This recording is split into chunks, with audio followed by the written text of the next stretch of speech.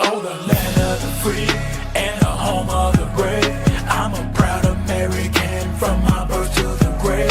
47's the top, took a bullet for all. Didn't flinch, didn't run, still the answer the call. And we say, be tight, be tight, be tight.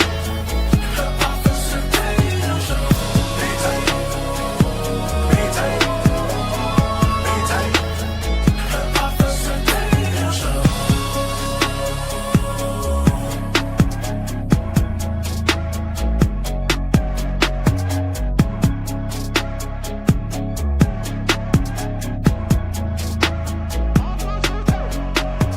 Oh, the land of the free and the home of the brave. I'm a proud American from my birth to the grave.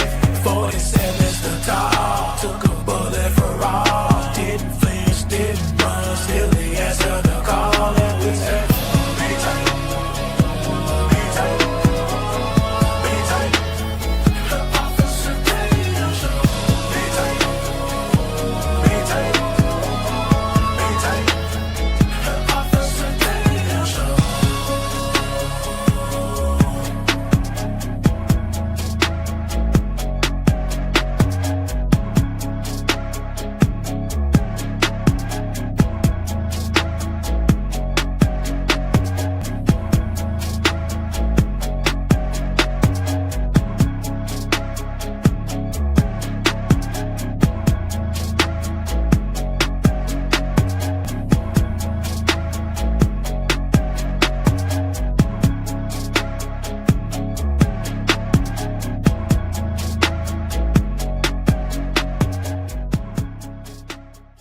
If you don't believe that we are in a fight today, you're sleeping under a rock. If you get hit and you lay down and you cry and you fold up in the corner, definitely you will not win the fight. We show up to win. Our culture needs a lot of you young people in here to step up and stand out. There is nothing or no principality, power, division, devil can stop us when we're united. They can only get you when you're divided. When I see the American flag, I see us progressing to something that can be awesome and great. And if you don't plan on winning then, you might as well go home today. Ladies and gentlemen, ladies, welcome back to another Officer Tatum show. The craziness continues. But before we get to it, while you guys are getting in, I want to let you know we're hiring. APAC has sent me some money so I can hire more people. I'm just playing.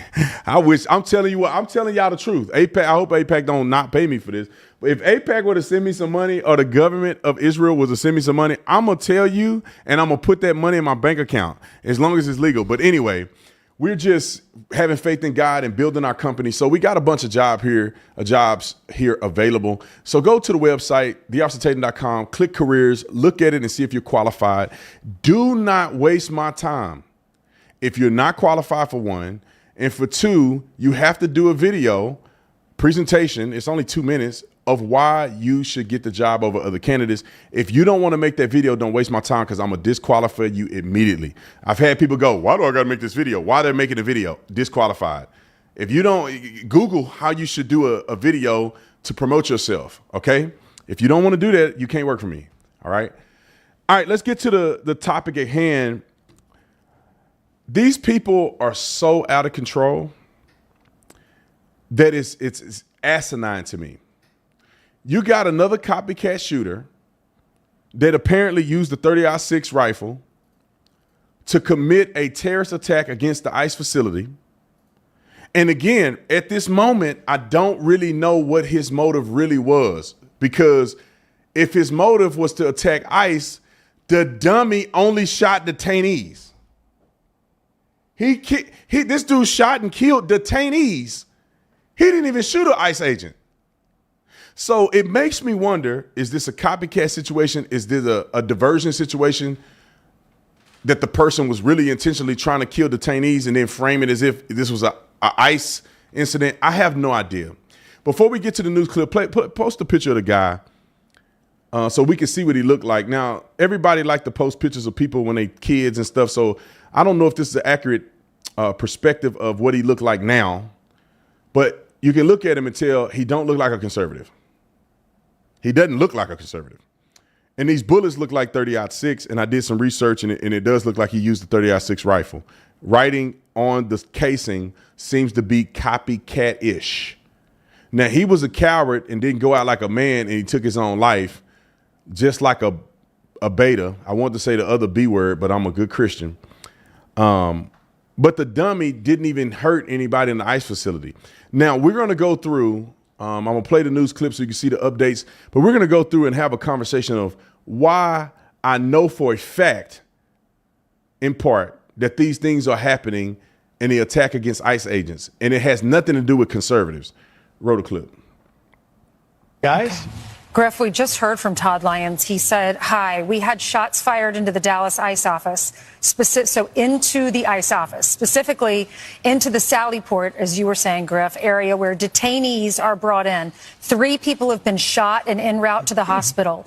Reports are the shooter is down from a self-inflicted gunshot wound. Reports are all ICE employees are accounted for, still searching and securing the scene.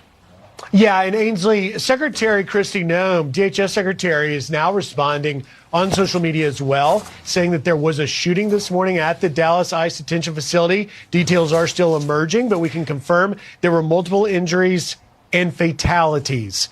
That's new and troubling.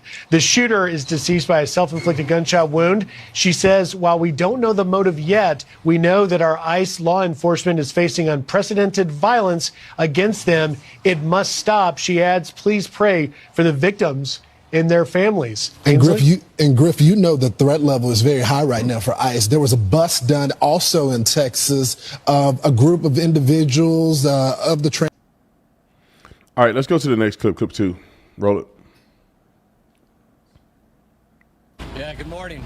My name's Joe Rothrock. I'm the special agent in charge of the Dallas FBI field office. I want to first start by thanking our partners in local law enforcement, specifically the Dallas Police Department, for their quick and timely response. I can confirm at this time that the FBI is investigating this incident as an act of targeted violence. It is unfortunately just the most recent example we've seen of targeted violence, to include here in North Texas, where back on July 4th, we saw a coordinated attack carried out against an immigration detention center in Alvarado, Texas.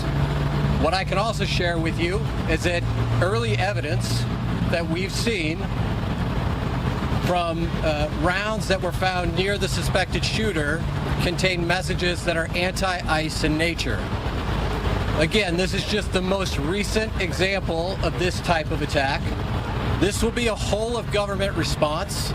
There will be no resource not utilized to bring all those individuals who are responsible to bring them to justice and to hold them accountable. While we're not releasing identities of any victims at this time, what I can confirm for you is no members of law enforcement were hurt during this attack.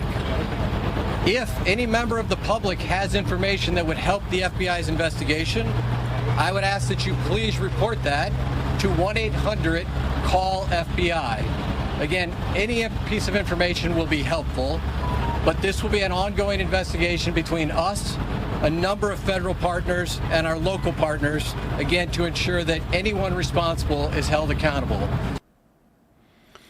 Now, I know that the conspiracy theorists are conjuring up their conspiracies before we have any information.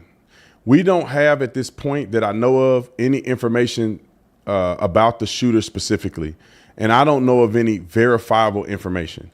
I don't know of a motive. The motive seems clear that he was attacking an ICE facility, but as a former investigator, you can't just go off of shell casings and what you believe a motive to be. You can initiate the investigation based on what you think the crime that has occurred, which means that it was a targeted attack, but you never know what criminals are doing to divert attention. This person may have done this with a manifesto. They attacked the facility, but they really want you to read the manifesto about some old conspiracy theories because these people are nutty. The person could have intentionally tried to shoot detainees to make the situation even worse, because if he shot ICE agents, the government would be upset, regular Americans would be upset, but the naysayers and the left-wing people are not too concerned.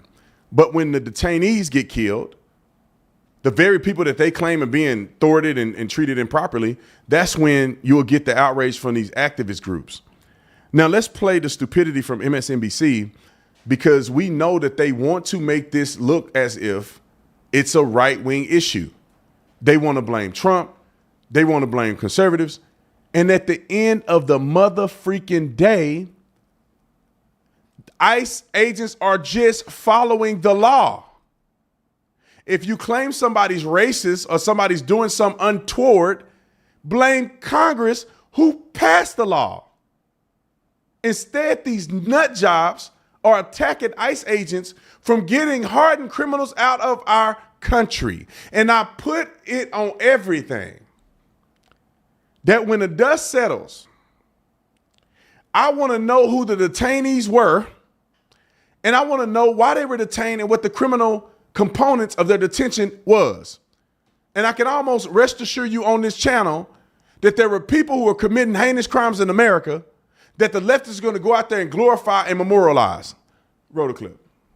The writing, the first time we really saw that was Brenton Tarrant in the Christchurch shooting in a mosque in New Zealand, and he was a fierce, white supremacist and neo-Nazi, and wrote all over his weapon and his rounds very hateful information. So to see this coming from potentially the other side of the political spectrum is a little strange, because it is not something, if you are trying to, carry out some kind of message countering, more extreme right-wing stuff, I don't know why you would, use a tactic that a famous white supremacist who has been revered and copycatted over the years by other white supremacists, why you would do that. But it does appear that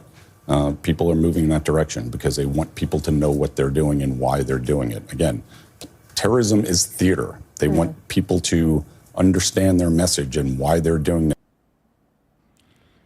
So let me just put this in perspective real quick. That clip was kind of confusing, even to me. I listening to it, I don't know if he was really trying to make that connection, which he probably did accidentally make the connection. But I think the totality of the circumstance is that I don't think it's a white supremacist thing. I think it's a copycat thing to get you to talk about what was on the rounds. I don't think the person, he probably even knew who that other guy was, and that he had used writing or indicia of his crimes onto the bullet casing. The most recent one was the Charlie Kirk situation where a person wrote on there. So I think that copycat came from the Charlie Kirk copycat. It looked like he shot from a rifle, which was a .308, which I think came also, which is the same caliber of weapon allegedly used in Charlie Kirk's situation. And the only reason I say allegedly is because the investigation is not complete. So some people think it's allegedly because they say there's no way a .308 could have penetrated Charlie Kirk's neck and then did it. I don't have no evidence what other round did they find? Okay, so I don't have any evidence to really challenge that other than pushing a theory that I kind of think is right. But it's definitely troubling to see this type of stuff. Let's show the clip real quick, or the photo of the shell casings and see.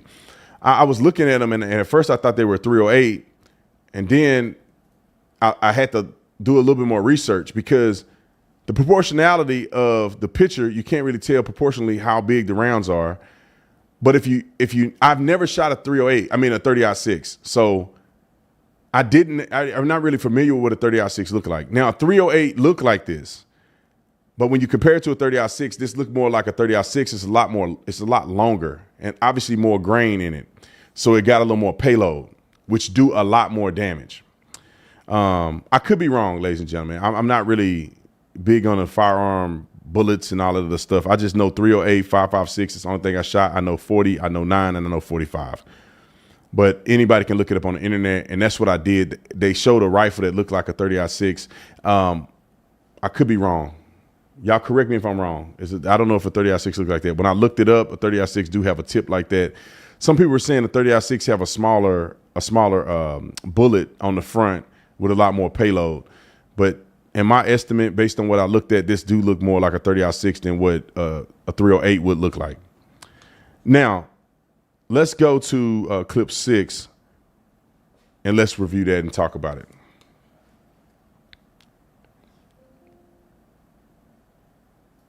Give us a little time to get it.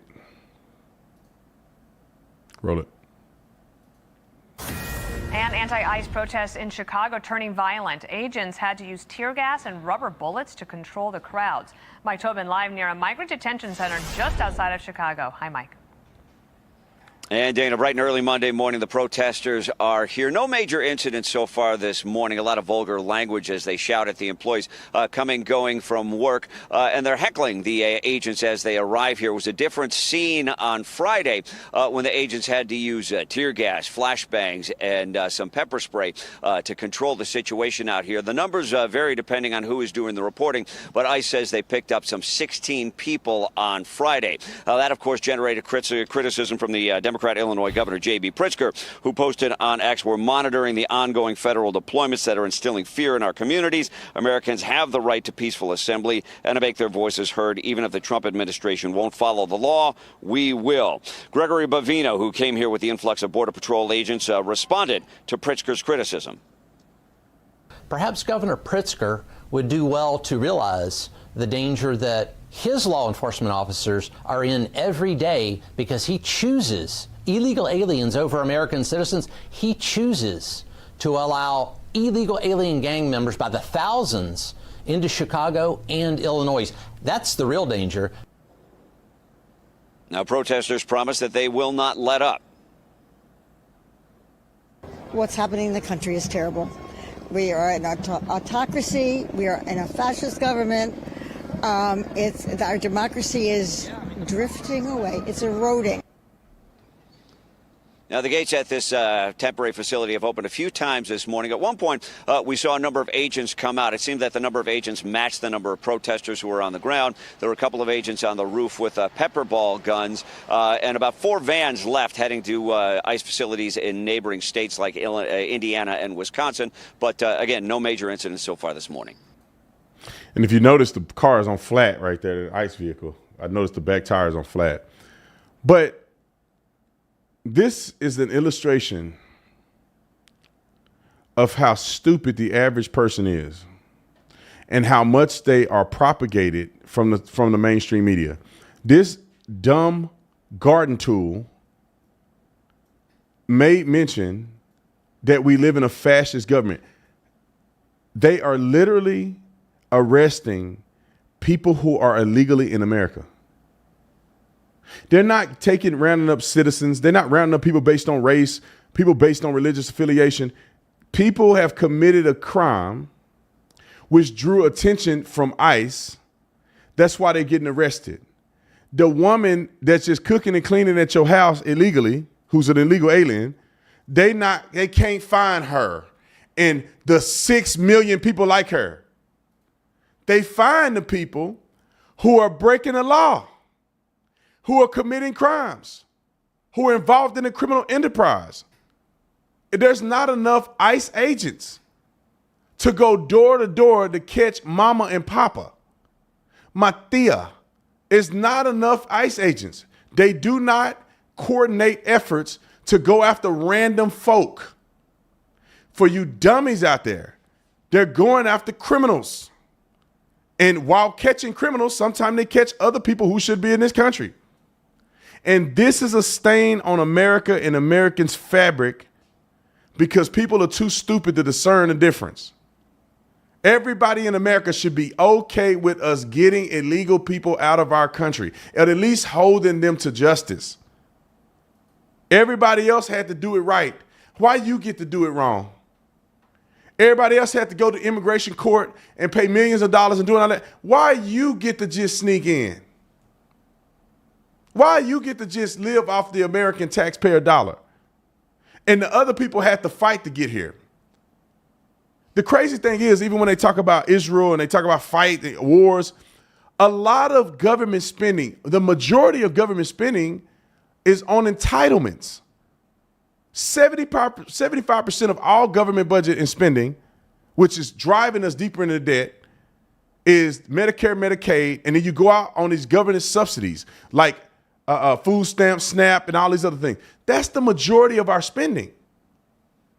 military spending is a very small amount of spending in comparison to entitlements. I think military spending is like 11% or less, 75%.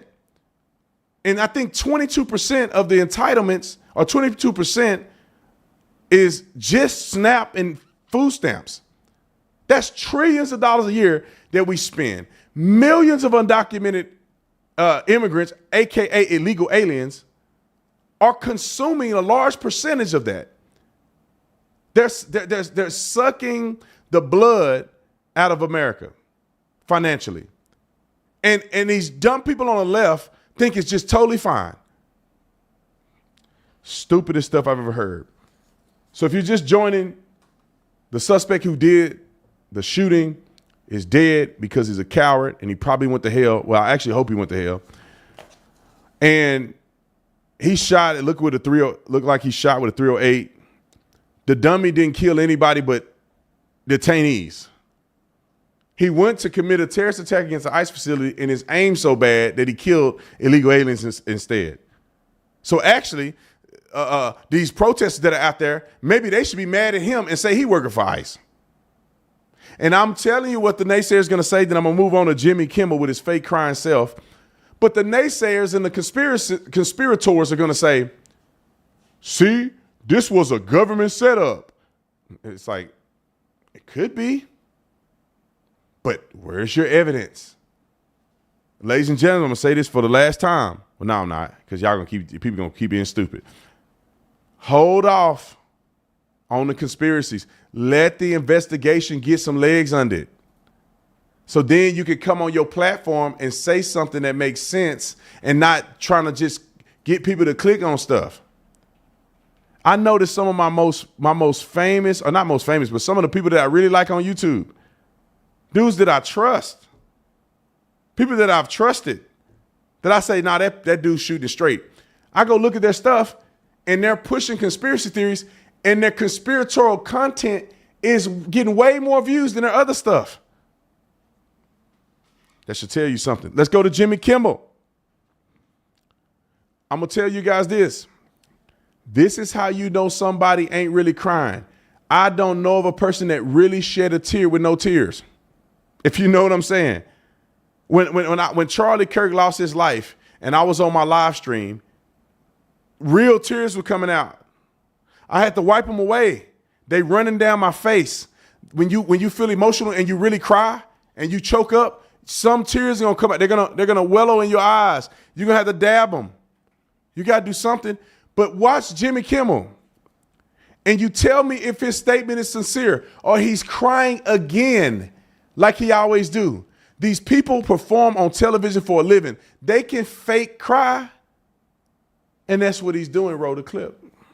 I don't think what I have to say is going to make much of a difference. If you like me, you like me. If you don't, you don't. I have no illusions about changing anyone's mind. But I do want to make something clear because it's important to me as a human, and that is you understand that it was never my intention to make light of the murder of a young man.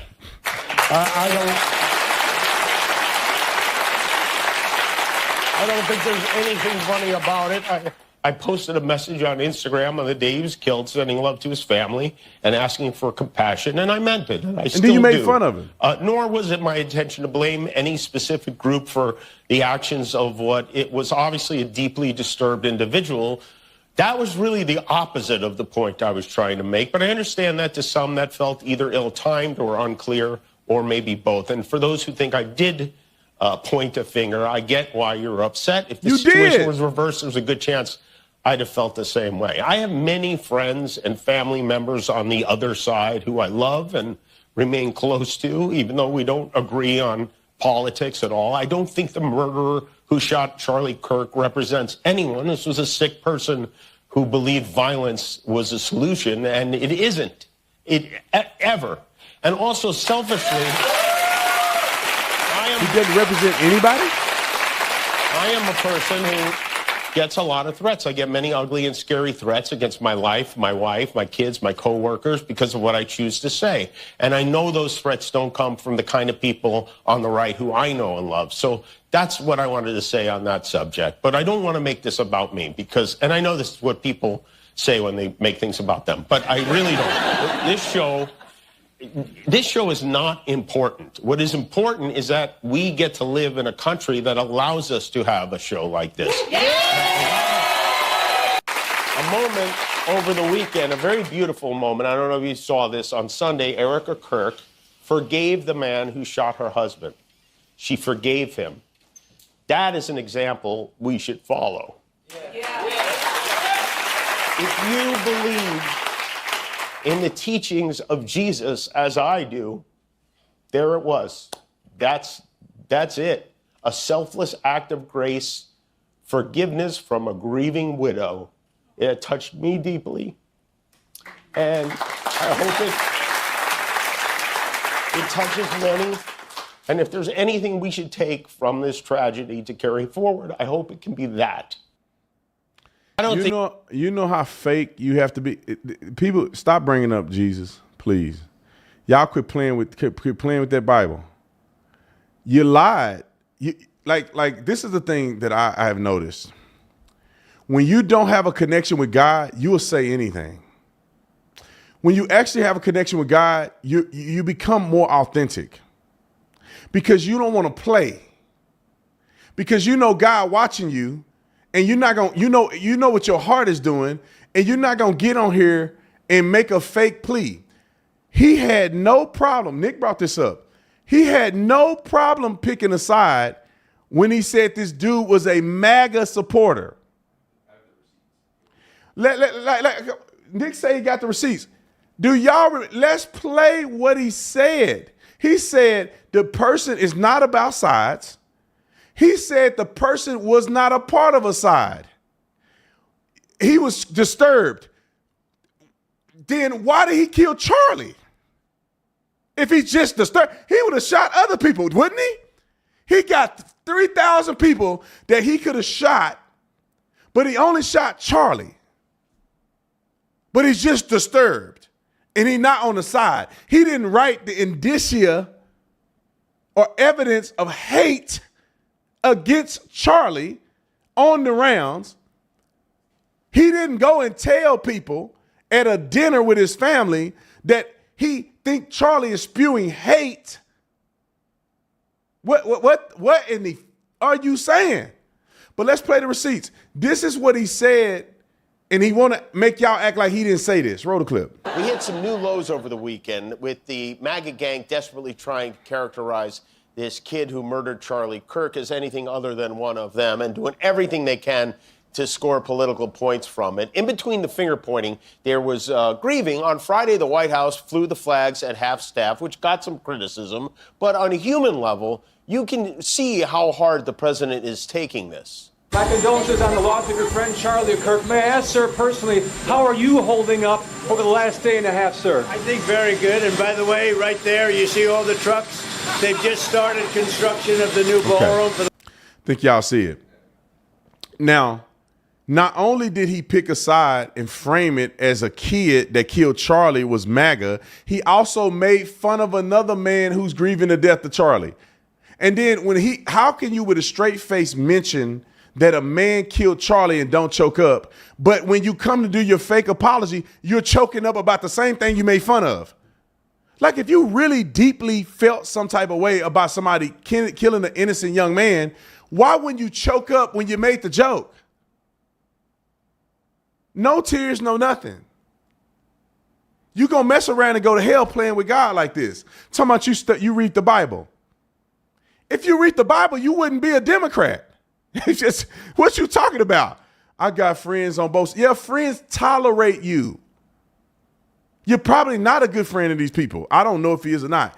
You're not a good friend of these people because you just made fun of one of the most important people to your friends, calling him a young man that was deeply disturbed. No, Sherlock, but he was deeply disturbed because he was radicalized on the left.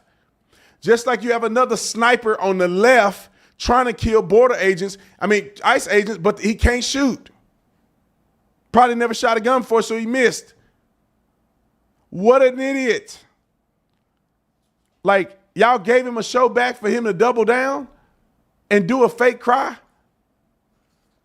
You ain't fooling me, bruh. Let's go to, there's a bunch. Chicago Cubs, Matt Shaw did a heroic thing, in my personal opinion. You know, it's funny. When I was at Pastor Jackson's church, matter of fact, y'all need to go check that video out. Maybe we'll upload it. I wanted Pastor Jackson and his channel to get all the views for it. But I put it in the community tab of my speech regarding Charlie and regarding Israel at Pastor Allen Jackson Church, the World Outreach Church. When I was there, I could have sworn I saw a famous golfer there. When I was looking in the crowd, I thought I saw him. And I said, no, that may not be him. But anyway, with that being said, there's a lot of celebrity athletes that are conservative. They can't openly say it. They don't project it. But it is also good when you see people that say, I don't care what you think, I'm going to stand for what's right. Now he going to make me buy a jersey. I don't normally wear a jersey with another man's name on my back. I'm not Don Lemon. I don't got another man's name on my back. But in a celebrity or in celebrating a man with courage, I like this dude. You know what? He probably follow me. I think he follow me. All right, let's play the clip. All the veteran players I've talked to, and really the whole team, having their support was really important to me. And then, I mean, Charlie, he was, he was someone that I met at the apartments in Arizona where I lived, and then someone who was one of the biggest Cubs fans I ever met. And he texted me after every game, great win for the Cubbies, and he was super, super supportive of us, and obviously someone who's really faithful. So we connected on that front as well. But yeah, I mean, his wife Erica had texted me asking me if I would come to the funeral, and I felt as though it was something that was really important for me to do. Are you concerned about the backlash, because there is a lot of politics involved with this? Yeah, I mean, absolutely. I'm not concerned at all. No, my connection with Charlie was through our faith. That's something that drives me every day. That's the reason why I'm able to do what I do every day, and that's something I'm extremely thankful for. I know without my faith and without the many blessings I've been given in my life that I wouldn't be here, able to talk to you guys, able to help this team eventually go and win championships. So that's something I feel really, really blessed about. So whatever backlash comes is okay. I feel strong about my faith and that what was meant to be happened. Now, how you get backlash for going to how do you get backlash for going to Charlie Kirk's memorial? They didn't talk about nothing but Jesus except Trump. He had to do his own thing. But everybody else talked about nothing but Jesus. Who would be mad at you for doing that? Oh, Nick said the commentators. The commentators mentioned something about this? Put him on the show. In a row, Matt Shaw leads off for the Cubs. He had a base hit his first time up. Shaw had Cubs World in a tizzy this weekend when he was not here for the Cubs game with the Reds. Game they lost 1-0, and in which his lack of presence was felt. It was later revealed that he had been given permission to attend Charlie Kirk's funeral. And I don't want to talk about any of the politics of it, but the thought of leaving your team in the middle of a race for any reason other than a family emergency really strikes me as weird. It's unusual. I think it's unprecedented, at least from my experience as a player. And I think it made it a little bit more unusual that it was not revealed until after it came to issue, because he was thought to be in the dugout and maybe available, and then was not, and that's how it was revealed. So it became weird, maybe more of a story than it could have been had it been addressed from the beginning. Shaw strikes out to start the inning. Do you think the fact that he's a rookie changes the equation at all and makes it more or less egregious? As I said, I think that's something that would certainly be unusual during my era. But then again, there was no paternity leave. There was no bereavement leave when I played at all. You showed up and, just found a way to get through work. But That has changed. That has changed. Well, but I thought it was telling that the reason that they didn't tell anybody and that they had to play a man short was that the situation did not qualify for baseball's bereavement list. Bereavement is direct. Got to be family. So right. I think that in and of itself gives you a clue as to how it was received by a lot of people.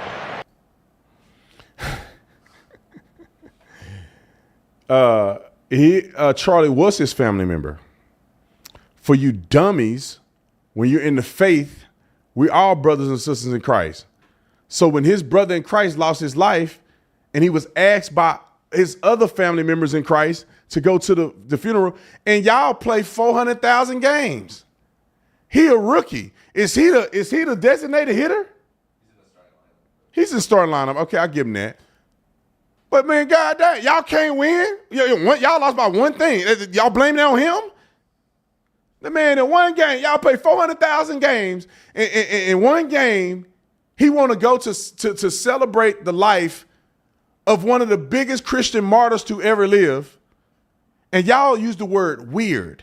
I put this on everything. That if somebody did this for George Floyd, they would never in their wildest dreams say it's weird.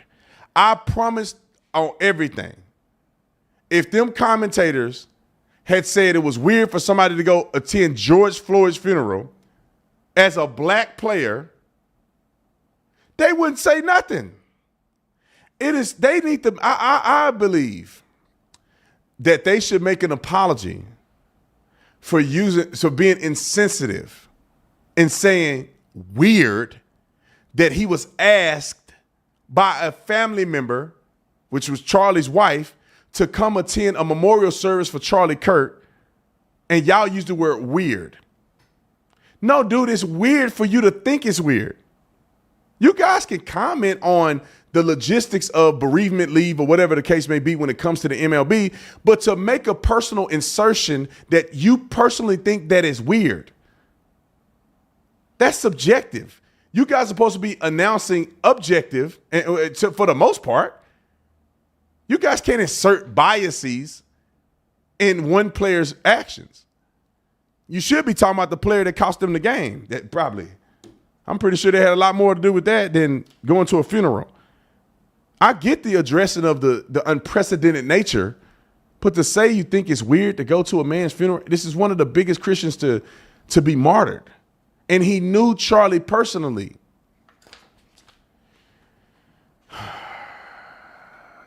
These people are so weird to me. They won't say nothing about them kneeling or none of that. That you can kneel during the national anthem. You can do all kind of other woke stuff. But if you dare go to the funeral of Charlie Kirk, it's weird. And it's just strange. And they spend, I don't know, 2 or 3 minutes talking about it. They ain't even talking about his swing. They talking about that and then go, he struck out. I don't know, man. Maybe I'm too hypercritical over it, but I think it's completely foolish and stupid. All right. Let's get to Barack Obama's sorry self. This guy, whoever he is, I think I went and followed him. He don't follow me. He may follow me now. Some people be waiting for you to follow them to follow you back. But this guy that was on CNN in the panel, this guy made so much sense that I want to cry a little bit. Just a little bit. Because it's rare that you see brothers, especially on CNN or MSNBC, that is intelligent enough to make a fair, unequivocal statement of the humanity of people outside of their race. Outside of their race. And if every American, forget every American. Let's start with the black folks. With all that we have been through, with the I have a dream, y'all forgot his dream. You quote his dream. The street down the street where everybody gets shot at is named after him. But somehow you forgot his dream. That pretty much a dream of a colorblind society. That people would be judged by the content of their character and not the color of their skin. Martin Luther King said it. And y'all stupid enough to invoke his name but dismiss his premise. Thank God for this brother. I forget his name. I followed him last night when I saw it.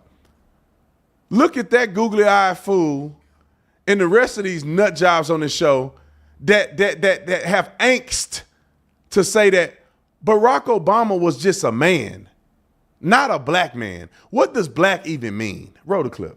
Obama's black.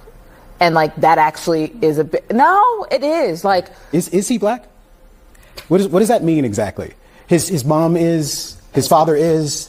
Whatever your definition is. Let me tell you something. Whatever your definition, Stop. I'm gonna replay it so y'all can see it all the way through. This is a valid point here. He said his mama is, his daddy is. Are we still operating under the one drop rule? This is where it gets dicey at. I've been saying this for years. My children are not black. My children are biracial. White supremacists, and I studied the study of whiteness when I was in college, which was a weird subject now. It wasn't woke when I was in college because they had the study of blackness and whiteness. So we studied the idea of people prioritizing whiteness and white supremacy. And white supremacists had to make sure that the white race was pure. So therefore, any race mixing in the white race had to divert to the opposite race. So they can only have pure white blood people. And you dumb Negroes are capitulating white supremacy, and you try to act like white supremacy is a big deal to you, but you're furthering the messaging and the theology of white supremacy. My kid is half white, both of my boys, half white, half black. What are you? I'm biracial. The white race get the same weight as the black race. His white side love him just as much as his black side. But you dumb idiots that fall in the trap of the Klan's plan is still today making black people to be black with negating any other heritage that they have. You lunatics. Play the clip all over from the beginning so people can watch it all the way through. And I'm not going to say nothing, I promise. Barack Obama's black. And like that actually is a bit. No, it is. Like, is he black? What does that mean exactly? His mom is, his father is. Whatever your definition is, let me tell you something. Whatever your definition might want to be of is he's black. I think he's a when most people look at him, no. We do. You're we black. Don't got the I'm time black. today Abby's black. Barack Obama is black.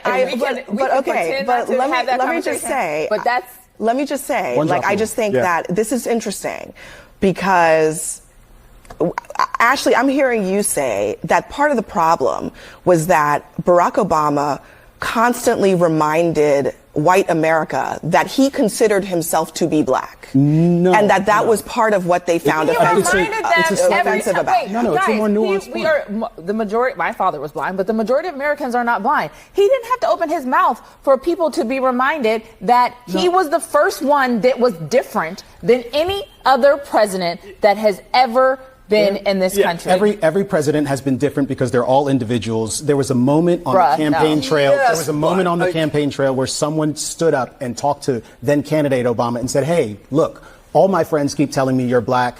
I tell them no, you're biracial." And he lurched at the opportunity to say, "Hey, I'm perceived as black. I'm so glad I have an opportunity to talk about this. That's how I self-identify." So you didn't think he was black? I am an individual. I am not a black man. I don't even know what that means. I am an individual. Race is a preposterous social construct. Do you feel like that when you get pulled over by the police? I do feel like that when I get pulled over by the police. You know why? Because when they talk to me, they're engaging with this vernacular. They're engaging with me in this particular way. And it's impossible to misconstrue what's going on here. What is going on there? What is going on there? What is going on there?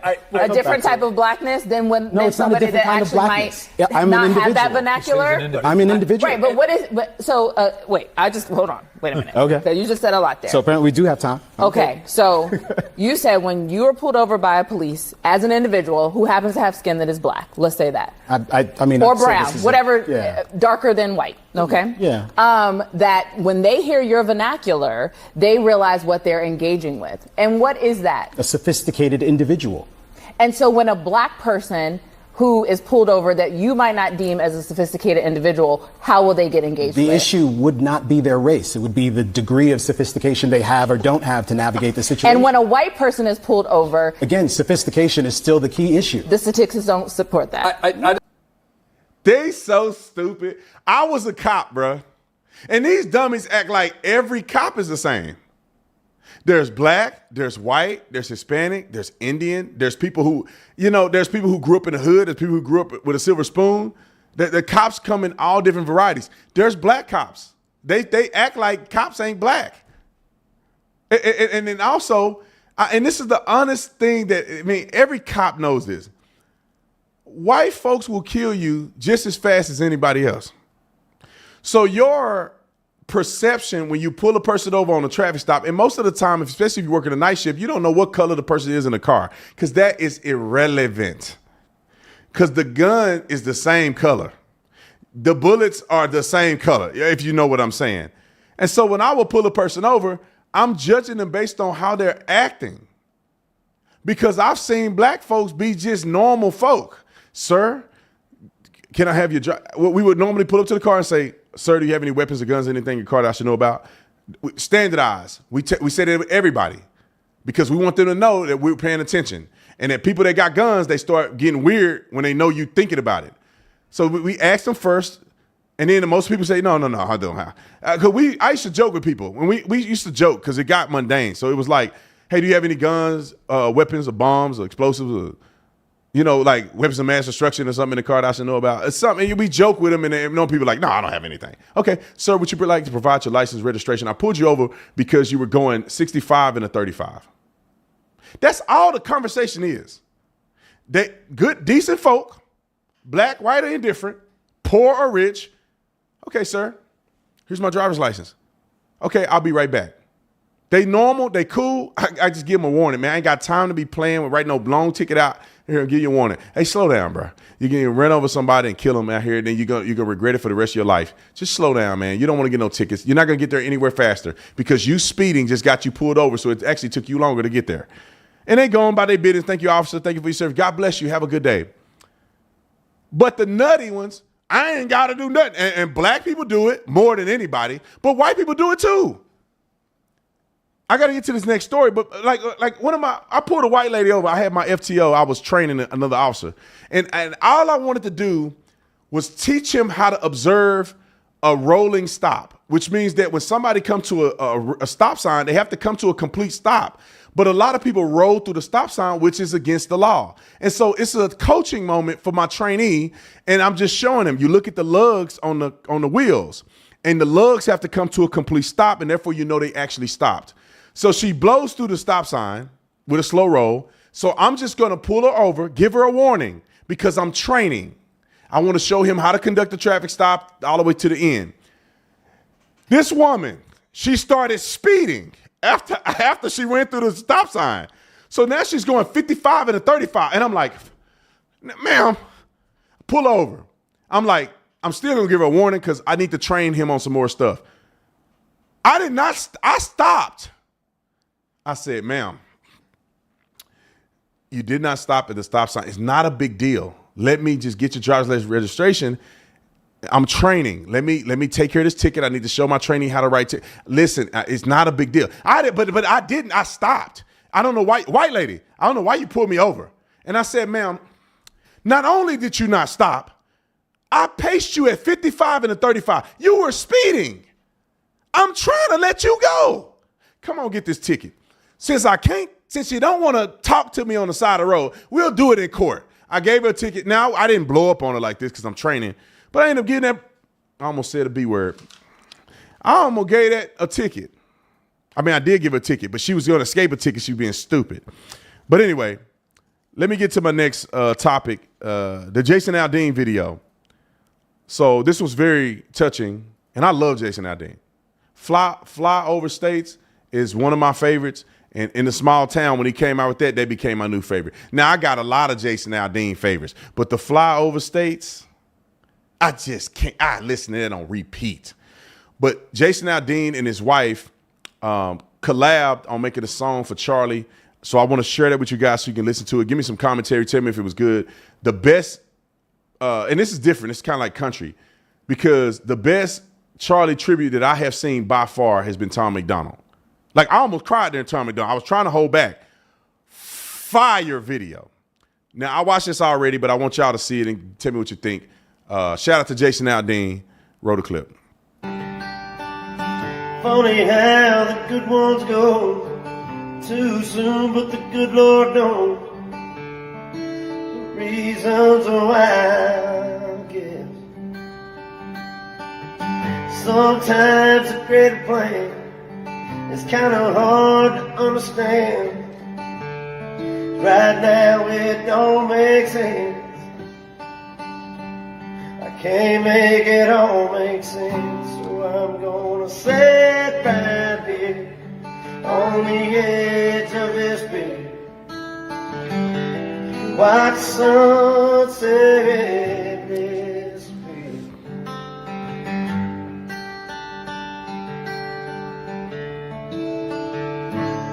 Drink a beer,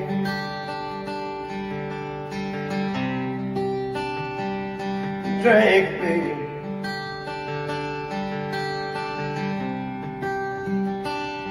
So long, my friend, until we meet again. I remember you and all the times we used to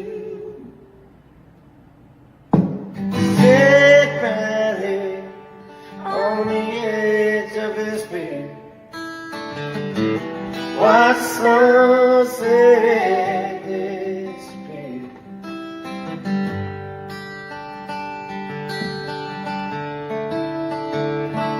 Drink a beer,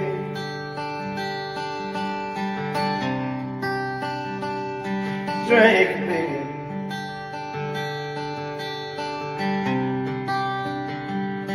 Drink a beer, yeah.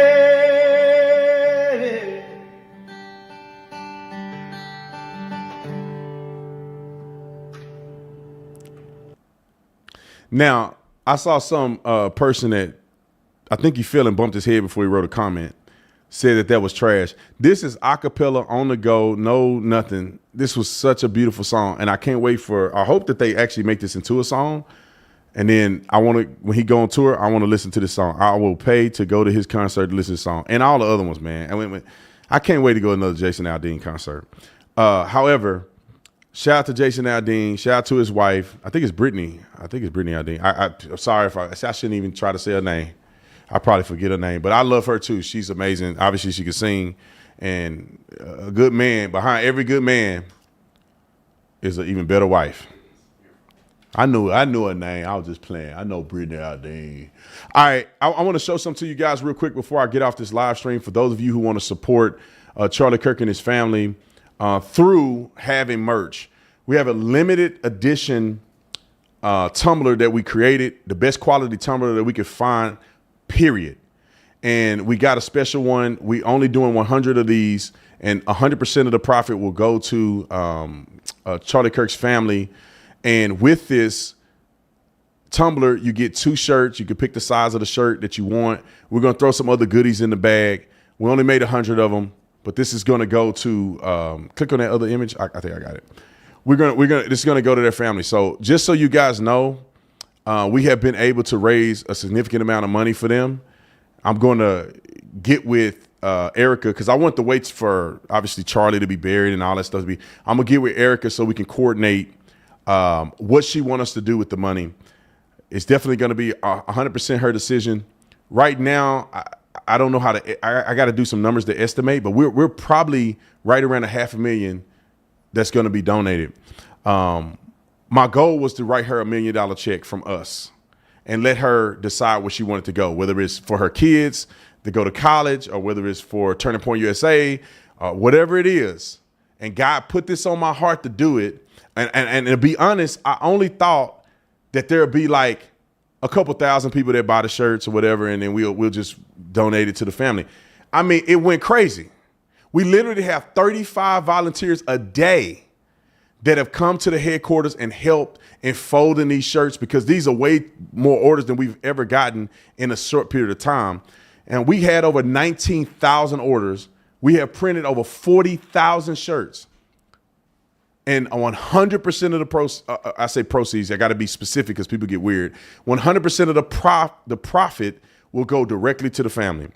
So as soon as we finish it up, we're going to try to, with her blessing, I will continue past this point with her blessing, and we'll be able to give her a larger check at AmFest. So that's my goal, to do that. And so thank you guys for helping. Thank you guys for participating. God bless you. And God bless America. And thank y'all for super chatting. I'm out. Oh, the land of the free and the home of the brave. I'm a proud American from my birth to the grave. 47